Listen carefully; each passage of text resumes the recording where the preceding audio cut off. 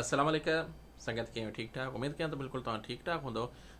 अॼु जो मक़सदु वीडियो जो हिकु नंढड़ो ई आहे। जेके मुंहिंजा परदेस में दोस्त साथी माइट अज़ीज़ रहनि था उन्हनि लाइ स्पेशल वीडियो हुई। त अॼु हिन वीडियो में तव्हांखे ॿुधाईंदुसि जेके बि परदेस में रहनि था हिक ॿिए जो साथ ॾियो।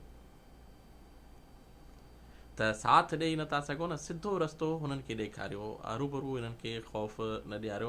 मां खोड़ सारा अहिड़ा दोस्त ॾिठा अथमि जेके चवंदा आहिनि भई कोई माण्हू नओं वीज़ा वठी थो अचे जंहिंजो माना साए ख़ासि या आमिर मंज़िली हूंदो आहे त माण्हू हज़ार हिननि खे ख़ौफ़ ॾींदा आहिनि भई हाणे हीअ आमिर मंज़िली या साए ख़ासि ते या हीअं थींदो कुझु बि न आहे अहिड़ी ॻाल्हि। मञा थो जेके बि आज़ादु वीज़ाऊं आहिनि ॿाहिरि कमु करण वारा आहिनि ग़ैर क़ानूनी, मगर हज़ारे माण्हू हिते कमु था कनि ऐं हज़ारे शोबनि में कमु था कनि। ठीकु आहे, कहिड़े वक़्त में थी बि सघे थो। बहरहाल नए माण्हू खे तव्हां दिलिजाई ॾियो, बल्कि उन जा निंड्रू हराम न कयो।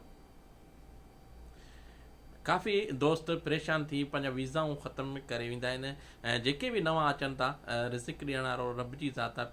पहिरीं ॻाल्हि त सोची सम्झी वीज़ा वठो, कि एजेंट जे चक्कर में न पओ। को माइट अज़ीज़ दोस्त तव्हांजो आहे उनखां वीज़ा वठो, उनखां सलाह वठो, उनखां पोइ तव्हां वीज़ा वठो। ठीकु आहे, वीज़ा अगरि वठो था हिते सऊदी तव्हां पहुची वियो, इनखां पोइ तव्हांखे लाज़िमा नए माण्हू खे थोरो टाइम लॻंदो आहे। कहिड़ो बि कारोबार हुजे, पाकिस्तान में हुजे, जिथे बि तव्हां कारोबार कंदो उन लाइ टाइम 1-2 महीना 3 महीना 4 महीना 5 महीना कहिड़े टाइम साल बि लॻी सघंदा आहिनि। सऊदी बि ईअं आहे त थोरो टाइम लॻंदो आहे। त टाइम सां गॾु सब्र लाज़मी आहे, त सब्र कंदा कयो। रिज़िक मुंहिंजे रब जी ज़ात आहे। अलाह सलामत रखे सभिनि परदेसनि खे।